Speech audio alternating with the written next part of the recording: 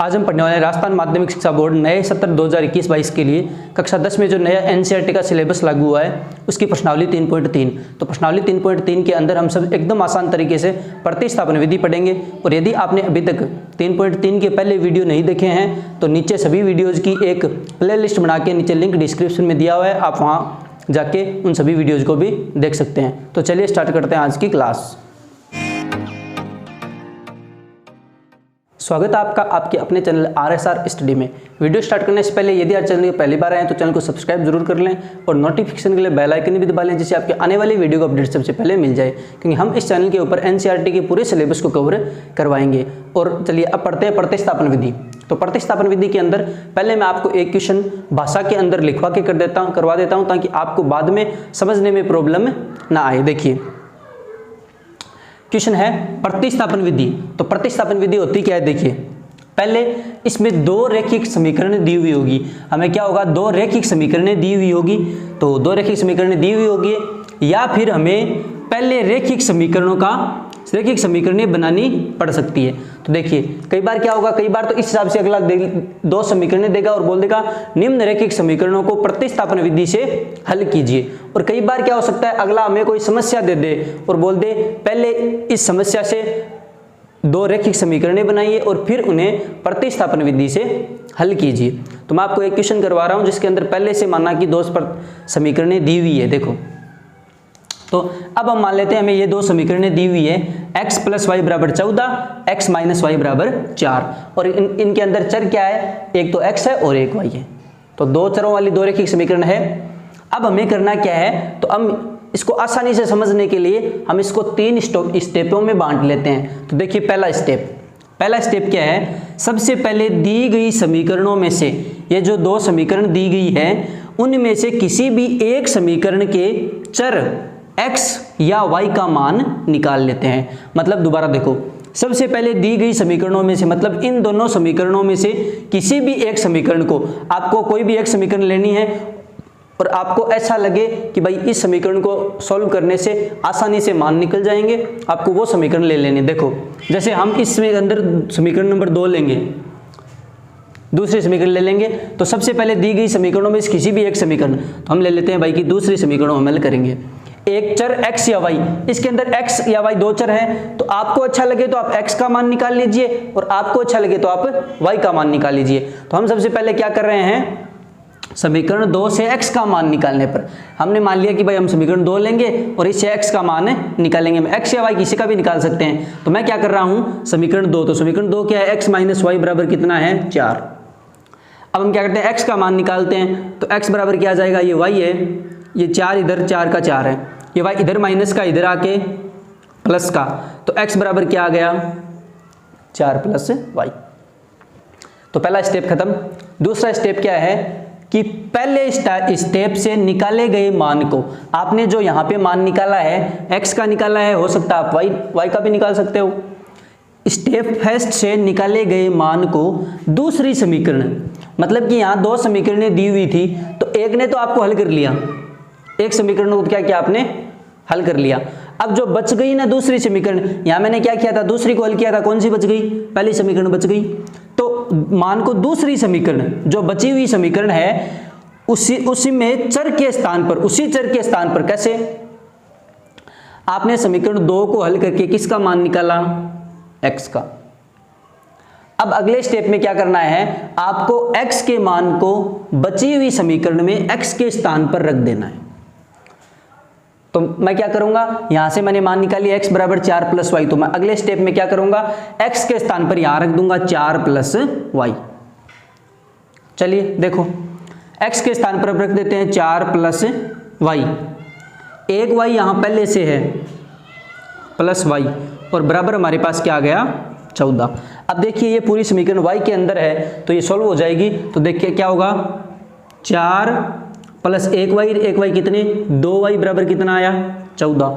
तो हम y का मान निकाल लेते हैं यहाँ से। तो देखिए 2y बराबर क्या आएगा, 14, ये इधर प्लस का इधर आके माइनस का, तो 2y बराबर कितना आया, 14 में से 4 गया 10, 2y बराबर आ गया 10। अब इधर देखो, ये जो y का मान निकालना है 2 है, इसके गुणा में है, तो जो दो चीज़ गुणा में होती है वो इधर आके क्या हो जाएगी भाग में, तो y बराबर क्या आ जाएगा 10/2, तो y बराबर में मिल गया 5। करना क्या था, प्रतिस्थापन विधि से हल। प्रतिस्थापन विधि से हल मतलब कि हमें x और y का मान निकालना था, तो हमें किस का मान निकाल लिया हमने, y का। y बराबर क्या आ गया 5। अब हमें x का निकालना है, उसके लिए देखिए स्टेप नंबर 3 कि स्टेप नंबर 2 से प्राप्त मान को, स्टेप नंबर 2 में किसका मान प्राप्त हुआ था, y का, कि स्टेप नंबर 2 में प्राप्त मान को दोनों समीकरणों में से, ये जो दो समीकरणें दी हुई है उनमें से किसी भी समीकरण मतलब आप चाहो तो पहले के अंदर रख लीजिए और आप चाहो तो दूसरे के अंदर रख लीजिए, जो आपको आसानी लगे उसके अंदर रख सकते हैं। में रखने पर बचे हुए चर का मान प्राप्त हो जाता है, क्योंकि हमें दो चरों का मान निकालना था, x और y का। किसका मान निकाल गया, y का तो मान निकल गया, तो कौन सा चर बच गया, x बच गया। और यदि आप पहले x का निकालते हो तो y बच जाता है, तो एक चर का तो मान स्टेप 2 के अंदर निकल जाएगा, एक चर का मान बचेगा स्टेप 3 के लिए। तो आपको क्या करना है, जो भी ये मान निकालते हो, y का निकाला तो हम क्या करेंगे, चाहे तो इस समीकरण में और चाहे इस समीकरण में y का मान रख देंगे, तो हमारे पास बचे हुए चर x का मान आ जाएगा।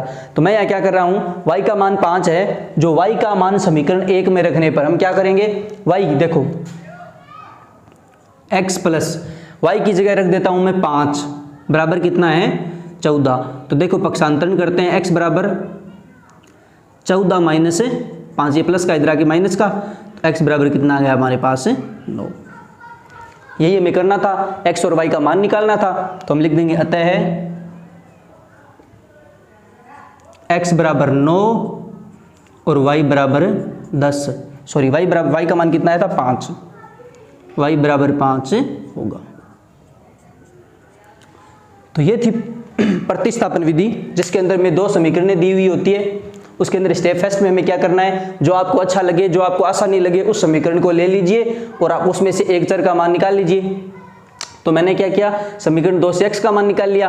फिर क्या करेंगे, जो आप मान निकाल रहे हो x या y का, वो मान बची हुई दूसरी समीकरण में रख देंगे, तो यहाँ से एक आपको चर का मान मिल जाएगा। जैसे हमने क्या किया, x का मान था 4 + y, इसमें रख दिया, तो हमें y का मान मिल गया कितना 5। अब आपको दो चर निकालने थे, x और y तो निकल गया। अब आपको क्या करना है, इस y के मान को चाहे आप इसमें रख दीजिए और चाहे इसमें रख दीजिए, y के स्थान पर रखने पर आपको बचे हुए चर x का मान मिल जाएगा। अब हम इसके बाकी क्वेश्चन को करेंगे, तो प्रतिस्थापन विधि आपको एकदम आसानी से समझ आ जाएगी। और मेरे हिसाब से प्रतिस्थापन विधि को समझने का सबसे आसान तरीका है ये। आपको यदि अभी तक भी कोई भी प्रॉब्लम थोड़ी बहुत भी लग रही है प्रतिस्थापन विधि के अंदर, तो आप इस वीडियो को पूरा अंत तक देख लीजिए, और उसके बाद मैं आपको 100% गारंटी देता हूं प्रतिस्थापन विधि आपको दोबारा पढ़ने की भी जरूरत नहीं पड़ेगी। तो अब देखिए, ये क्वेश्चन था, इस उदाहरण की सहायता से मैंने क्या किया, आपको क्वेश्चन नंबर 3.3 है ना, प्रश्नावली 3.3, उसका प्रश्न नंबर 1 है, उसके अंदर 6 पॉइंट दिए हुए हैं आपको। उसमें से जो पहला पॉइंट था उसको मैंने एग्जाम्पल की सहायता से आपको समझा दिया। अब हम पहले क्वेश्चन के बाकी बचे हुए पॉइंट कर लेते हैं। अब हम पॉइंट नंबर 2 और पॉइंट नंबर 3 दोनों को एक साथ करने की कोशिश करते हैं। पहले करते हैं पॉइंट नंबर 2। देखिए पॉइंट नंबर 2 के अंदर में क्या दिया है, दो समीकरण दी हुई है, s - t बराबर 3, एक है s/3 + t/2 बराबर 6। तो हमें दो समीकरण दी हुई है। अब हमें पहले तो ये देख लेना है, प्रतिस्थापन विधि के अंदर आप याद रखना कि कोई भी जो समीकरण हो वो यहाँ भिन्न में नहीं हो तो बढ़िया रहता है। भिन्न में यदि समीकरण होती है तो प्रॉब्लम कोई नहीं है, आगे जाके क्वेश्चनों में आएगी भिन्न के अंदर, उनमें भी हमें करना पड़ेगा, तो प्रॉब्लम नहीं है। लेकिन यदि इनको थोड़ा सा आप दिमाग लगाना, यदि आसानी से सोल्व होना, हल होने वाली हो, तो आप इनको थोड़ा हटा लेते हैं। देखो इसके अंदर बराबर दिया हुआ है 6, बराबर तो दिया हुआ है 6, और ये समीकरण नंबर है 2। अब देखो, अब हम क्या करते हैं, ये समीकरण तो सीधी है। अब इसमें से यहां से s या t, देखो पहले इसको सोल्व कर लेते हैं। तो मैं क्या करूंगा, इसका एलसीएम कितना आएगा 6, 3 दूनी 6 एलसीएम आ गया। अब 3 का भाग देंगे हम 6 के अंदर तो 2 बार, और तो 2 हो जाएगा s से गुणा, प्लस 2 का भाग देंगे 6 में 3 बार और t, और बराबर कितना आ गया 6। अब क्या करते हैं, इसके नीचे 1 मान लेते हैं और इसको वज्र गुणा कर देते हैं, मतलब तिरछा गुणा, तो 2s + 3t, ये तो इससे गुणा हो जाएगा, और 6 किससे हो जाएगा 36। तो ये अब बन गई हमारी समीकरण, असली जो समीकरण नंबर 2 है वो ये बन गई। अब हमें स्टेप फर्स्ट क्या बोल रहा था कि सबसे पहले किसी भी एक समीकरण से एक चर का मान निकाल लीजिए। तो मैं क्या करता हूं, समीकरण एक से s का मान, समीकरण एक से s का मान निकालने पर, देखो समीकरण एक से s का मान निकालूंगा मैं तो s बराबर क्या आएगा, समीकरण क्या है पहले देखो, s माइनस टी बराबर है 3, s माइनस टी बराबर 3, तो s का मान निकालेंगे क्या आ जाएगा 3 प्लस टी, ये इधर माइनस का था इधर क्या हो गया आके प्लस का, तो s बराबर हमारे पास आ गया 3 प्लस टी। दूसरा स्टेप क्या बोल रहा था, अब स्टेप नहीं लिखना, वो सिर्फ समझाने के लिए किए हुए थे। अब आपको क्या करना है दोबारा, दूसरा स्टेप था कि जो भी आप चर निकालते हो उस चर का मान बची हुई समीकरण में, तो हमने इस समीकरण को काम ले लिया, तो बची कौन सी, दूसरी समीकरण बच गई। तो आप जो भी मान निकालते हो चर का, वो बची हुई समीकरण में उस चर के स्थान पर रख देंगे। मतलब s का मान 3 प्लस टी आया ना, ये s का मान हम इस समीकरण में s के स्थान पर रख देंगे। तो यहां पहले क्या लिखेंगे कि s का मान समीकरण 2 में रखने पर, देखो रखने पर, अब s का मान हमें समीकरण 2 में रखना है, तो समीकरण 2 क्या है पहले 2, s की जगह क्या रखेंगे 3 प्लस टी, प्लस पहले से है 3t, ये पहले से 3t है, और बराबर कितना है 36। अब इसको हल कर लेते हैं, देखो पहले ब्रैकेट को करते हैं, तो 2 को 3 से किया 6, 2t प्लस 3t बराबर 36। तो इधर देखो 2t 3t तो हो गए 5t, बराबर इधर कितना है 36, ये 6 इधर प्लस का इधर आके माइनस का, तो 5t बराबर कितना आया 30, तो t बराबर कितना आ जाएगा 30/5। तो हमारे पास t की वैल्यू कितनी आ गई, इसको काट दो, 5 का भाग 30 में 6 बार, तो t की वैल्यू आ गई 6। तीसरा स्टेप क्या बोल रहा था कि आपने जो भी चर का मान निकाला है वो आप चाहे पहली समीकरण या दूसरी, मतलब जो आपने स्टेप 2 के अंदर जो भी चर का मान निकाला है वो चाहे तो समीकरण 1 में रख देंगे और चाहे समीकरण 2 में रख देंगे। तो t के स्थान पर हम 6 रख देंगे, तो हम रख देते हैं समीकरण 1 में। तो मैं लिख देता हूं पहले t का मान समीकरण 1 में रखने पर। आपको मैथ्स के अंदर ऐसी थोड़ी बहुत लैंग्वेज यूज करनी चाहिए। यदि आपको टारगेट रखना है 100 का, मैथ में 100/100 यदि आप लेना चाहते हो तो आपको 100% थोड़ी बहुत भाषा का प्रयोग करना ही पड़ेगा। जैसे ऐसे अगले को समझ आ जाना चाहिए कि ये स्टेप क्यों हुआ, ये स्टेप क्यों हुआ, अगला स्टेप क्यों होगा। तो मैं क्या कर रहा हूँ, t का मान समीकरण 1 में रख देंगे। तो t है समीकरण 1 क्या है s माइनस t के स्थान पर हमें कितना रखना है 6 और बराबर कितना दिया हुआ है 3। t का मान आया था 6,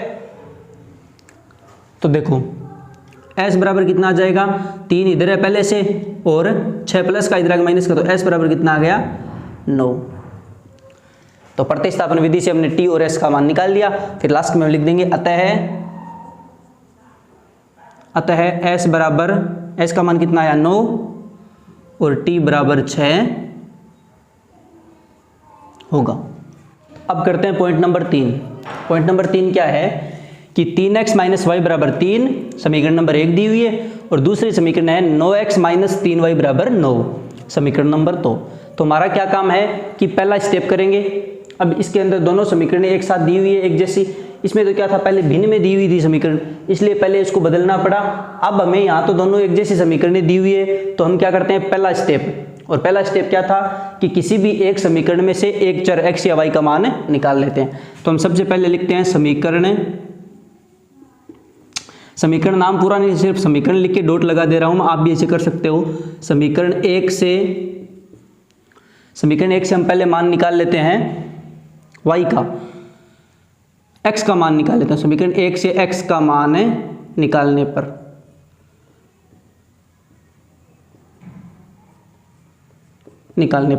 तो समीकरण 1 से x का मान निकालेंगे, क्या आएगा देखो 3x माइनस वाई बराबर कितना है 3। तो पहले क्या आएगा माइनस वाई, सॉरी x का मान नहीं y का मान निकालो आप, आसान रहेगा आपके पास। y का मान निकालते हैं। तो इधर क्या हुआ 3x बराबर 3, ये y इधर माइनस का, इधर किसका आ गया प्लस का। अब x बराबर क्या जाएगा, हमें तो x का मान निकालना है। किसका मान निकालना है, x का। तो ये 3 मल्टीप्लाई में है, मतलब कि गुणा में है, तो किस में आ जाएंगे, भाग में। तो ये वैल्यू आ गई हमारे पास x की। x का मान कितना आ गया 3 + y और बट्टे में 3। दूसरा स्टेप क्या था कि आप स्टेप फर्स्ट में जो भी मान निकालते हो उसको बची हुई समीकरण, मतलब इसको हल किया है तो इस समीकरण में, और इसको हल कर देते हो तो इस समीकरण में। तो हमने इसको हल किया था, इस समीकरण के अंदर x का मान रख देते हो। तो मैं क्या लिखूंगा कि x का मान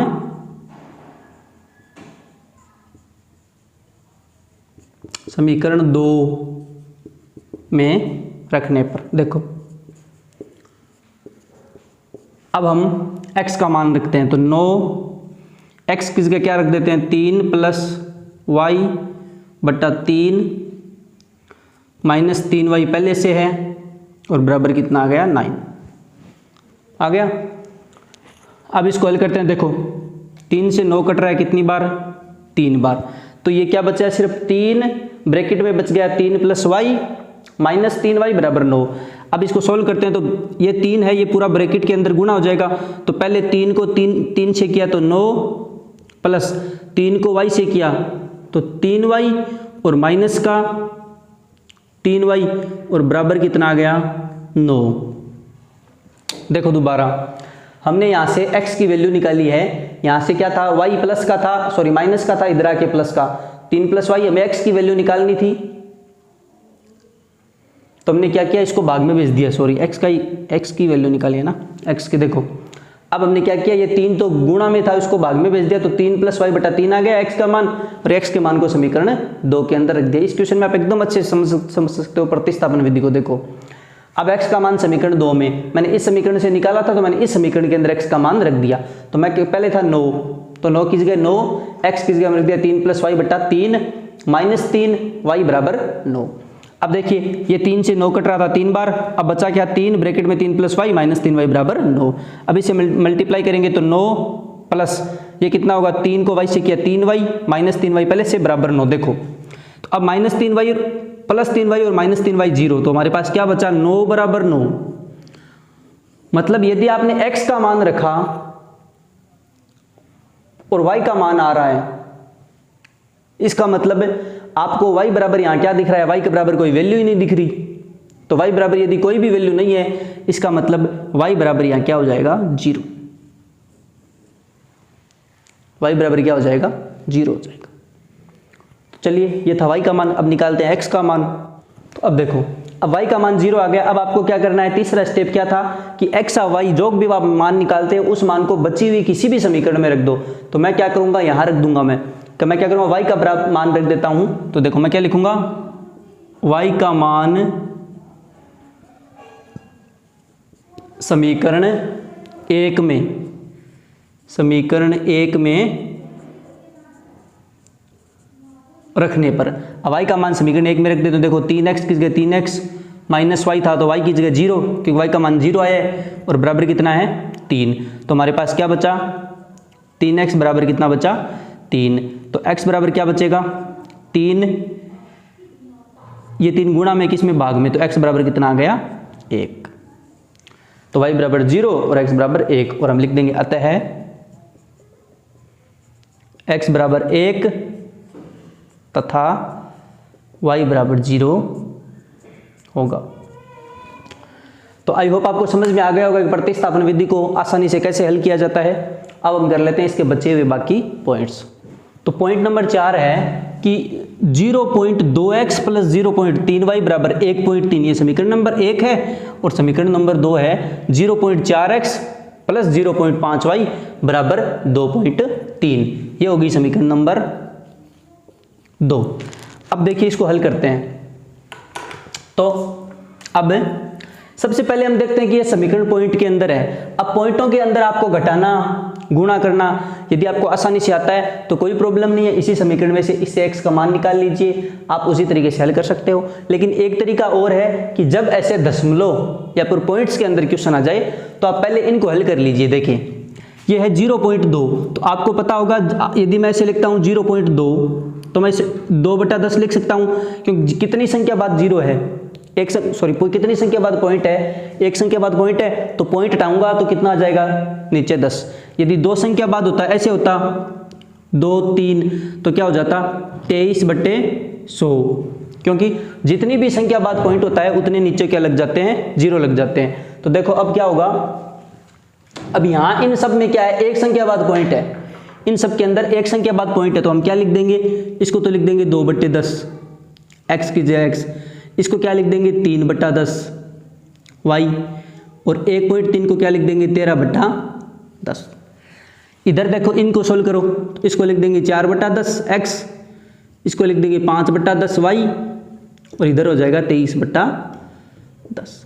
अब इसको हल कर लेते हैं। इस साइड लघुत्तम कितना आएगा 10, अब लघुत्तम 10, तो 10 का 10 भाग एक बार गया, तो 2x प्लस 10 का 10 में भाग एक बार गया, 3y बराबर हमारे पास बच गया 13/10।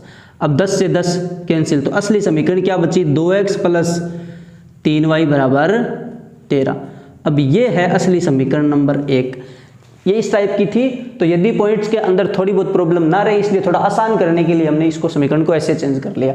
अब यहाँ भी यही करेंगे कि एलसीएम कितना आएगा 10, 10 में 10 का भाग एक बार, 1 को 4 से 4x, 10 में 10 का भाग एक बार, 1 को 5y से 5y, और बराबर 23/10। इधर भी 10 से 10 कैंसिल, तो बच गया क्या 4x प्लस 5y बराबर 23। ये हो गई समीकरण नंबर 2। तो अब ये असली समीकरण 1 और ये हो समीकरण नंबर 2। अब हम हमारे स्टेप लगाते हैं कि पहला स्टेप, किसी भी एक समीकरण में से आप x या y का मान निकाल लीजिए और दूसरे समीकरण में रख लीजिए। तो ये तो ऐसे ही दोनों संख्याएं हैं, तो किसी भी समीकरण को सोल्व कर लेते हैं। तो मैं लिख देता हूं कि समीकरण 1 से x का मान निकालने पर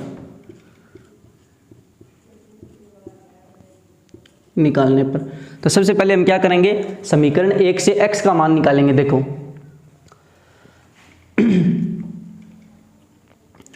तो 2x बराबर कितना, 2x बराबर कितना आएगा 13 माइनस 3y। ये 3y पहले इधर प्लस का था, इधर आके माइनस का, तो 2x बराबर कितना आ गया 13 माइनस 3y। अब हमें तो x की वैल्यू चाहिए, 2 नहीं चाहिए, तो x बराबर कितना आएगा 13 माइनस 3y बट्टा 2। यह आ गया हमारे पास x का मान। अब हम क्या करेंगे, दूसरा स्टेप क्या था कि आप जो भी x का मान निकालते हो या y का मान निकालते हो, उसको बची हुई समीकरण में उसी चर के स्थान पर रख देते हैं। मतलब इसमें से x का मान निकाला समीकरण 1 में से, तो समीकरण 2 में हमें x के स्थान पर क्या रख देना है, ये वैल्यू रख देनी है। देखो तो आगे मैं क्या करूंगा कि x का मान समीकरण 2 में रखने पर, समीकरण 2 में रखने पर देखो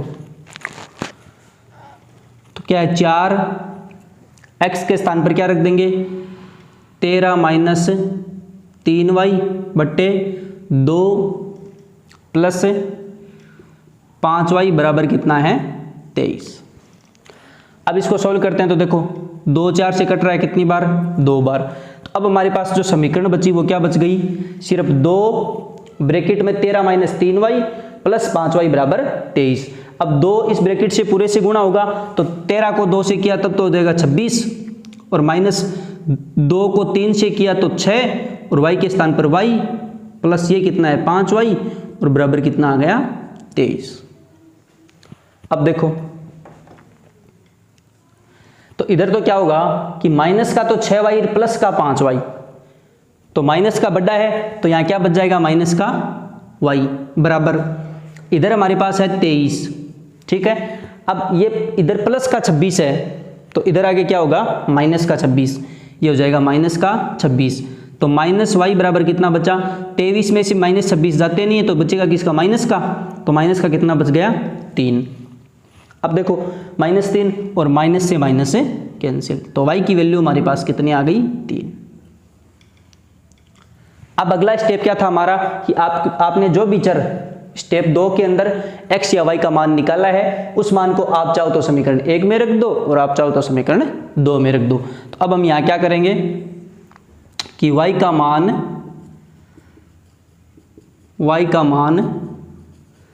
समीकरण 1 में रखने पर, 1 में रखने पर। तो अब y का मान हम समीकरण 1 में रखते हैं। तो देखो समीकरण 1 क्या है, 2x प्लस 3। y के स्थान पर क्या रखना है हमें, यहाँ 3y, तो y के स्थान पर रख देते हैं 3 बराबर कितना आ जाएगा 13। तो देखो क्या होगा, 2x प्लस 3 3 कितना, तो 9 बराबर 13। अगला स्टेप क्या होगा कि 2x बराबर 13, ये 9 प्लस का इधर आके माइनस का, तो हमारे पास क्या हुआ, 2x बराबर 13 में से 9 गए कितने बचा 4, तो x बराबर क्या बचेगा, फिर ये 2 मल्टीप्लाई में है तो ये आएगा डिवाइड में, तो x बराबर कितना आ गया 4/2 मतलब कि 2। तो x का मान 2 आ गया और y का मान 3। तो हम लिख देंगे अतः x बराबर 2 और y बराबर 3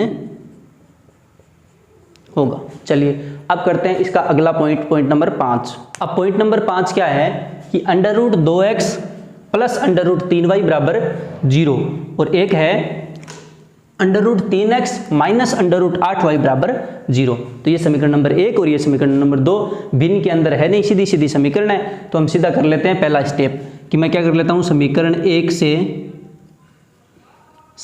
1 से x का मान निकालने पर, हम निकाल लेते हैं पहले समीकरण 1 से x का मान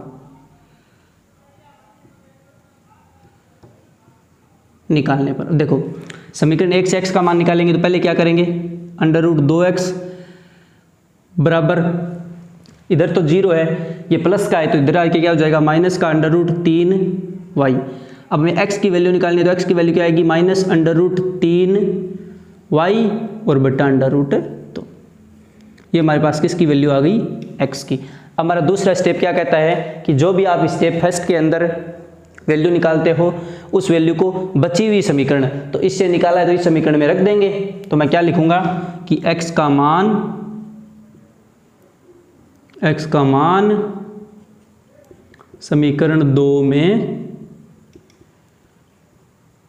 रखने पर। तो अब हम क्या करेंगे, x के स्थान पर ये मान रखेंगे। तो समीकरण 2 क्या है, √3 पहले से। अब x के स्थान पर हमें ये वैल्यू रखनी है, तो ये वैल्यू क्या है, -3√3y और बट्टे में फिर √2 और बच गया क्या, माइनस का 8√y और बराबर 0। अब हम इसको सोल्व करते हैं। देखो अब मैथ्स की यही विशेषता होती है कि आप सोल्व इस प्रतिस्थापन विधि को कर रहे हो और आपको इसके अंदर कई चीजें सीखने को मिलेगी। देखो कैसे, अब आपको पता है कि √3 को पहले गुणा करेंगे √3 से, तो आपको पता होगा √3 को √3 से गुणा करते हैं तो वैल्यू कितनी आएगी, 3, क्योंकि √ का मतलब ही होता है घात आदि, ठीक है। और इसके लिए मैं एक सामान्य मैथ के नाम से अलग से एक प्लेलिस्ट बना के ऐसे वीडियोस डालेंगे जो 10th क्लास 12th क्लास या किसी भी बोर्ड क्लास के अंदर ये छोटी छोटी चीज़ें जो होती है उनको कैसे आसानी से हल किया जाता है। जिस हिसाब से √ को √ से गुणा करते हैं तो वैल्यू 3 क्यों आई, ये आपको सब लगभग को पता होता है कि √ को √ से संख्या से गुणा करते हैं तो वही वैल्यू आती है, लेकिन क्यों आती है ये आज तक हर कोई नहीं बता सकता, ठीक है। इसके लिए एक आपने अभी भी 9th क्लास में एक चरघातांक वाला नियम पढ़ा होगा कि जब आधार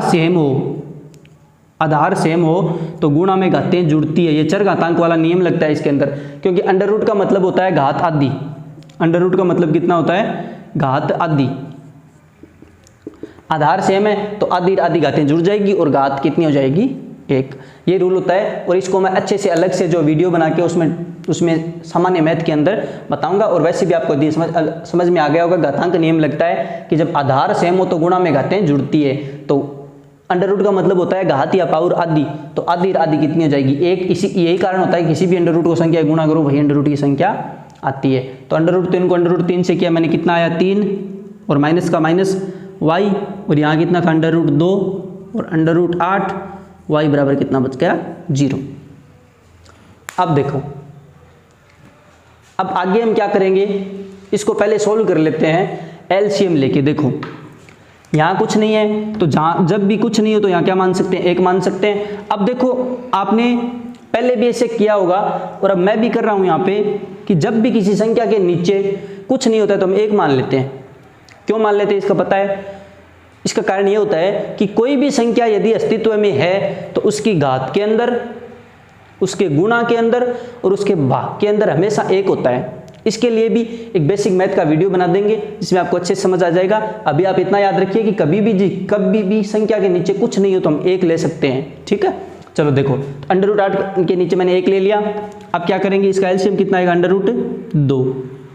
√2 का भाग √2 में 1 बार जाएगा और 1 को -3y से तो -3y, माइनस की जगह माइनस। अब देखो दोबारा 1 का भाग मैं दूंगा √2 में, तो 1 का भाग किसी भी संख्या में दे दो वही संख्या आती है। तो 1 का भाग यदि मैं √2 में देता हूं तो √2 आएगा, क्योंकि 1 का भाग आप किसी भी संख्या में दे दीजिए वही वैल्यू आती है। तो 1 का भाग मैं √2 में दूंगा, कितना आएगा, √2। अब √2 को मैं गुणा करूंगा √8 से तो कितना आएगा, देखो √2 को गुणा करेंगे हम √8 से। तो हमेशा याद रखना, जब दो अंडर की संख्याओं को गुणा करना हो ना, तब क्या करते हैं, दोनों आप संख्याओं को गुणा कर दीजिए। 2 को 8 से किया तो 2 × 16 और ऊपर क्या लगा दीजिए, √, बस यही करना होता है। तो ये क्या करेंगे, √16 और y इसकी जगह था और बराबर 0। अब देखो यहाँ भी कुछ नहीं तो एक नीचे 1 मान लेते हैं और हम क्या करते थे, वज्र गुणा। तो यहाँ आप थोड़ा सा लिख देना चाहिए। देखो हम क्या लिख देंगे, वज्र गुणा करने पर, यदि आपको मैं दोबारा बता रहा हूं कि यदि आपको मैथ्स के अंदर 95 प्लस या 100 लेके आने हैं या 98 100 का टारगेट रखते हो तो आपको ये सब चीज़ें लिखनी पड़ेगी, ये लैंग्वेज लिखनी पड़ेगी, ये सब लिखना पड़ेगा कि आपने ये स्टेप किया तो अगला कैसे आया, अगला स्टेप अब देखो कैसे आएगा। अब वज्र गुणा करेंगे तो ये तो गुणा होगा इससे 1 से, तो ये वापस वही संख्या रह जाएगी -3y और माइनस का √16 y बराबर, अब √2 0 से गुणा होगा 0, क्योंकि 0 भी किसी संख्या से गुणा करो 0 आ जाता है। अब देखो, अब आपको पता होगा √16 क्या होता है, √16 ये क्या हो गया, वर्गमूल। तो किसका वर्ग होता है, 4 का। √16 किसका वर्गमूल होता है, 4 का। तो ये हमारे यहाँ क्या बचा, -3y और -4y बराबर 0। तो ये कितना हो गया, माइनस का 7y बराबर 0। हमें y की वैल्यू चाहिए तो ये 7 क्या होगा, भाग में चला जाएगा, 0 बट्टा -7, तो y बराबर कितना आ गया, 0। y की वैल्यू हमारे पास कितनी आ गई, 0। अब अगला स्टेप क्या कहता है कि जो भी आपने चर निकाला है उस चर का मान चाहे तो समीकरण 1 में रख दीजिए और चाहे समीकरण 2 में रख दीजिए। देखो रखते हैं। अब मैं इस मानों को रख देता हूं, y का मान 0 ये हम रखते हैं इस समीकरण के अंदर, समीकरण 1 में रखते हैं। देखो तो क्या लिखेंगे कि y का मान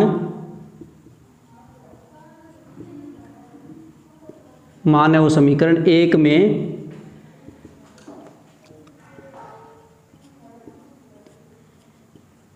रखने पर, देखो √2x प्लस √3y का मान है 0 बराबर कितना आ गया, 0। तो √2x 0 से किसी संख्या को गुणा करोगे 0 आएगा तो बराबर 0। अब x, हमें तो x की वैल्यू चाहिए तो √2 की नहीं चाहिए, तो √2 यहाँ गुणा में किस में चला जाएगा, भाग में, और 0 के अंदर आप किसी भी संख्या का भाग दीजिए हमेशा उत्तर कितना आता है, 0। तो x बराबर भी कितना आ गया, 0। तो x बराबर भी 0 और y बराबर भी 0। आगे हम लिख देंगे, अतः x बराबर 0 और y बराबर 0 होगा। चलिए अब करते हैं अगला पॉइंट नंबर 6। अब पॉइंट नंबर 6, तो पॉइंट नंबर 6 के अंदर क्या है, देखो इसमें फिर भिन्न के अंदर संख्याएं दे दी, तो पहले हम इन्हें सोल्व कर लेते हैं। तो हम एलसीएम लेते हैं, इसका कितना आएगा, 2 और 3 दोनों का एलसीएम आ जाएगा 6। अब 2 के अंदर हम किसका 6 का भाग देंगे, सॉरी हाँ 2 में 2 का भाग देंगे, 6 के अंदर कितनी बार जाएगा, 3 बार, और 3 को ऊपर 3 से गुणा, तो 9x की जगह x माइनस। 3 का भाग 6 में कितनी बार जाएगा, 2 बार, और 2 को 5 से गुणा तो 10y बराबर माइनस का 2। अब इनका क्या करना पड़ेगा, वज्र गुणा। तो वज्र गुणा करते हैं तो क्या होगा, वज्र गुणा तो यहाँ लिखना पड़ेगा, वज्र गुणा करने पर, वज्र गुणा करने पर, वज्र गुणा मतलब कि तिरछा गुणा। तो 9x minus 10y, 9x minus 10y, ये तो 1 से गुणा हो गया तो ये वापस संख्या आ गई, और ये 2 किससे गुणा होगा, 12 से, तो 12 और माइनस की जगह माइनस। अब ये होगी असली समीकरण नंबर 1। ठीक है, अब हम करते हैं इसको। तो इसके अंदर भी भिन्न दी हुई है तो भिन्नों को गुणा करना पड़ेगा पहले। तो इसका भी एलसीएम कितना आएगा 6, एलसीएम आता है 6। तो इसमें भाग देंगे कितनी बार, क्या 2 बार, तो 2x प्लस भाग कितनी बार जाएगा 3 बार, 3y बराबर कितना आएगा 13/6। अब देखिए यहाँ वज्र गुणा करने की जरूरत नहीं है क्योंकि नीचे 6 और इस साइड भी 6। तो हमारी समीकरण क्या बच गई 2x प्लस 3y बराबर 13, ये समीकरण नंबर। अब क्या करते हैं, कोई भी एक समीकरण को हल करके x का मान निकाल लेते हैं और हमारी स्टेप शुरू। देखो क्या करेंगे, सबसे पहले हम निकाल लेते हैं इसमें से, ये थोड़ी छोटा मान है तो पहले हमें इसको सोल्व कर लेते हैं। देखो क्या होगा, मैं सबसे पहले लिखता हूं कि समीकरण 1 को ही करते हैं। समीकरण 1 से किसका मान निकालें, x का मान निकालने पर तो समीकरण 1 से x का मान निकालेंगे तो क्या आएगा 9x माइनस 12, ये 10y इधर किस चीज़ का है, प्लस का, सॉरी माइनस का, तो इधर आएगा किसका हो जाएगा प्लस का 10y। तो 9x बराबर कितना आया -12 प्लस 10y। हमें तो x की वैल्यू निकालनी है तो x बराबर कितना आ जाएगा -12 प्लस 10y, और 9 यहाँ किस में है मल्टीप्लाई में, तो 9 आ जाएगा डिवाइड में। तो ये आ गई हमारे पास x की वैल्यू। अगला स्टेप क्या कहता है कि आपने जो भी वैल्यू जिस भी समीकरण से निकाली है वो मान दूसरी समीकरण में उसके स्थान पर रख दीजिए। तो हम क्या लिखेंगे कि x का मान समीकरण 1 से निकाला है तो 2 में रखने पर, देखो x का मान रखते हैं समीकरण 2 में, तो समीकरण 2 हमारी ये, तो 2 माइनस 12 प्लस 10y बट्टा कितना होगा 9, ठीक है, और प्लस 3y है और बराबर का कितना आ जाएगा 13।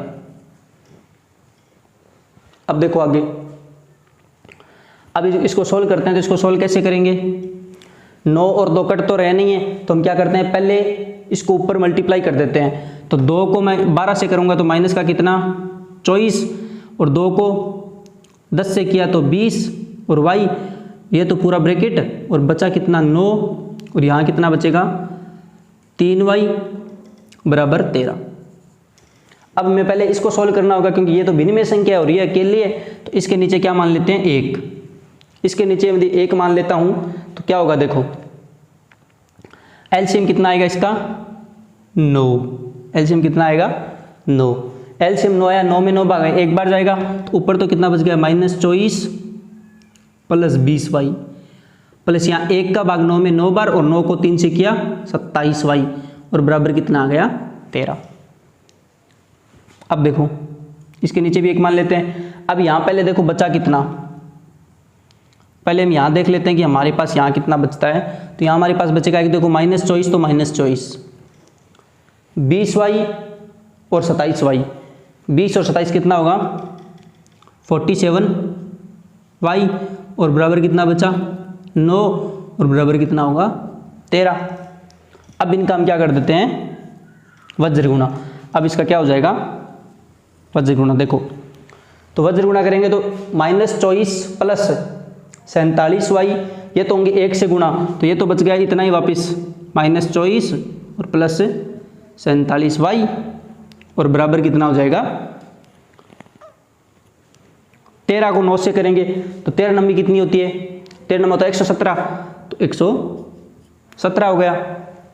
अब देखो अब हमें वैल्यू किसकी निकालनी है यहाँ से y की, तो देखो कितना होगा 47y बराबर 117, तो पहले से था, ये किसका है माइनस का, तो माइनस वाला इधर आके क्या हो जाएगा प्लस का, तो ये हो गया प्लस कितना 24। अब देखो ऐड करो 47y, 117 में 24 जोड़ेंगे, तो 117 में 24 जोड़े कितना हुआ 130 और 131 कितना होगा 131। अब देखो तो हमें y की वैल्यू निकालनी है, तो y बराबर कितना आएगा 131/47, 131/47। 47। तो देखो ये 131 है, 131, तो अब 47 का भाग 131 में कितनी बार जाएगा, 4 3 12 और 7 3 21, मतलब कि 3 बार। तो y की वैल्यू हमारे पास कितनी आ गई, 3। अब हमें क्या करना है, y की वैल्यू यहाँ से लेके चाहे तो समीकरण 1 में रख देंगे और चाहे समीकरण 2 में। तो हम समीकरण 2 में रखते हैं, तो y का मान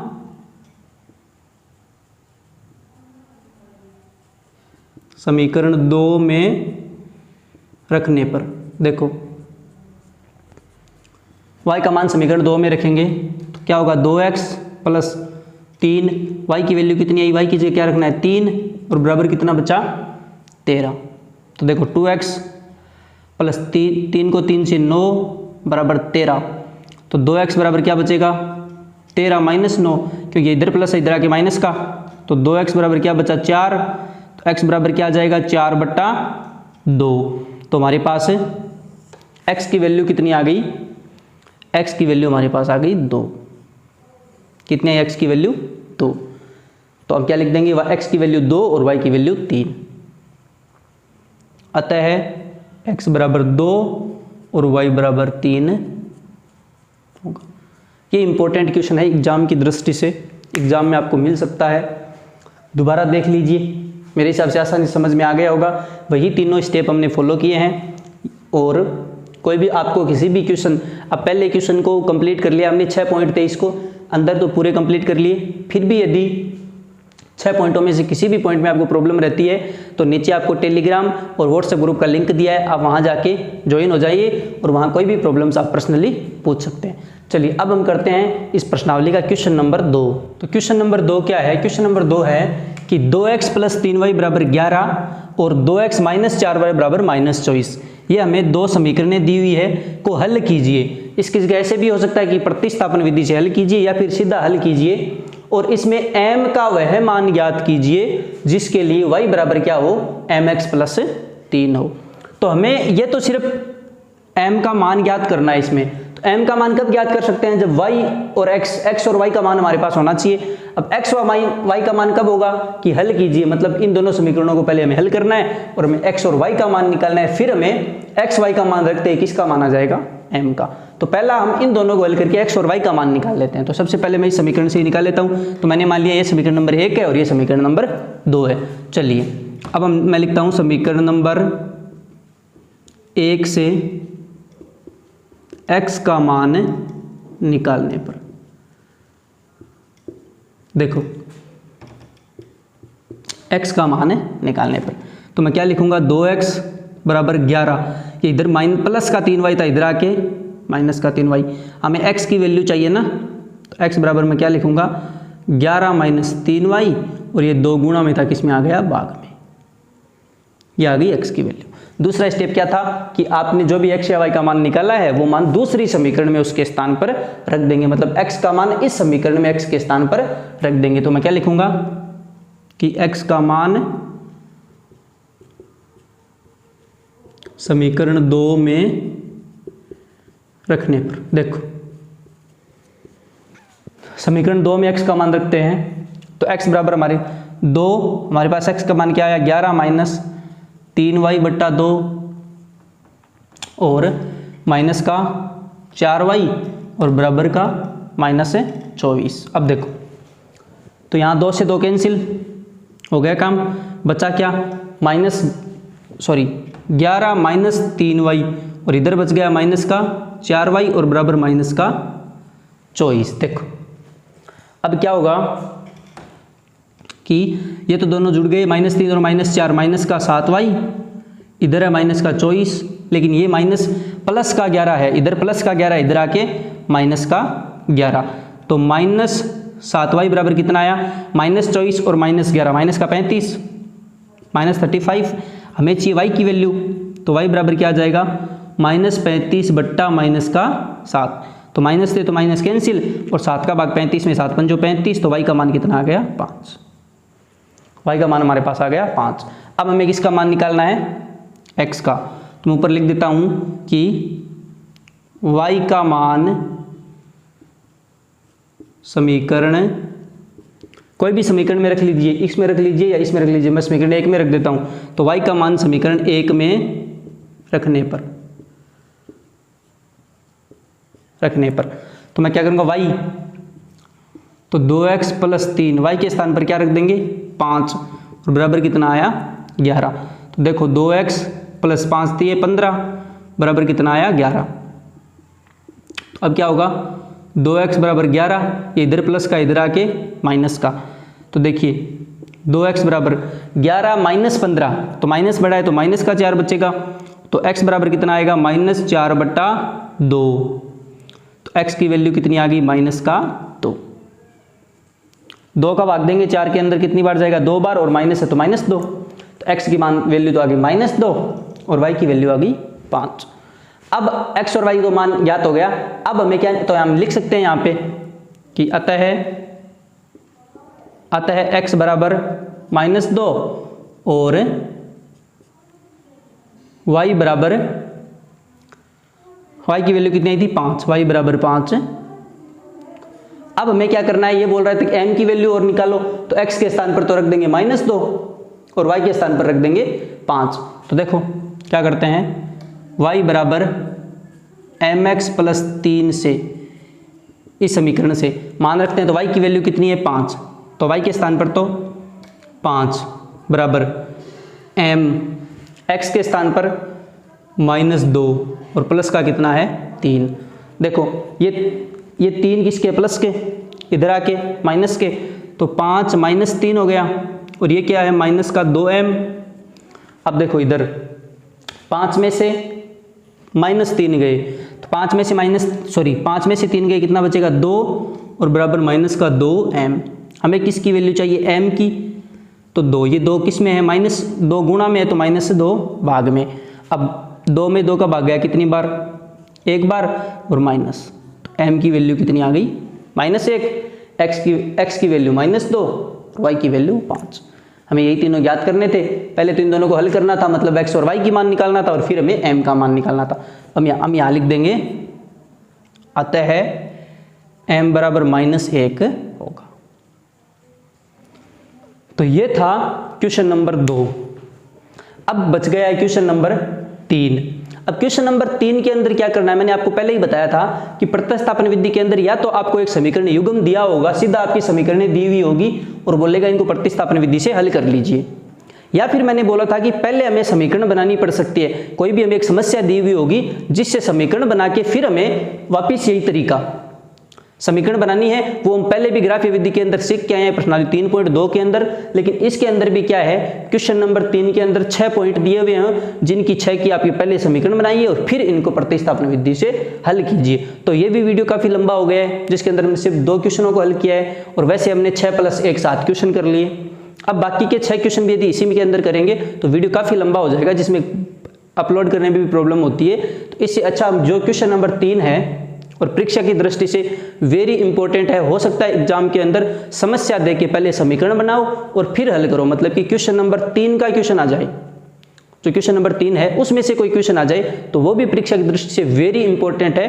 तो आई होप आपको प्रतिस्थापन विधि में अब कोई प्रॉब्लम नहीं होनी चाहिए। तो अब हम क्वेश्चन नंबर 3 है उसको अगले वीडियो के अंदर अलग से सभी 6 क्वेश्चनों को अच्छे से समीकरण बनाते हुए हल कर लेंगे। तो आज की क्लास इतनी ही लेते हैं। तो और यदि आप अभी भी आपने चैनल को सब्सक्राइब नहीं किया तो चैनल को सब्सक्राइब जरूर कर लें और बेल आइकन भी दबा लें, जिससे आपको आने वाले वीडियो का अपडेट सबसे पहले मिलता रहे। और आप मेरे कहने से आप इस वीडियो को अपने स्कूल ग्रुप्स और अपने सोशल मीडिया अकाउंट्स पर भी और फ्रेंड्स में भी शेयर कीजिए, ताकि उनको भी हेल्प मिल सके, क्योंकि हम इस चैनल के ऊपर आपका जो नया एनसीईआरटी का सिलेबस लागू है उसका पूरे सिलेबस को कवर करवा पाएंगे। अभी हम इंग्लिश और मैथ्स के वीडियो डालने लग गए हैं और 1 या 2 दिन के बाद साइंस की भी क्लास स्टार्ट कर देंगे। तो चलिए मिलते हैं अगले वीडियो में, तब तक के लिए जय हिंद जय भारत।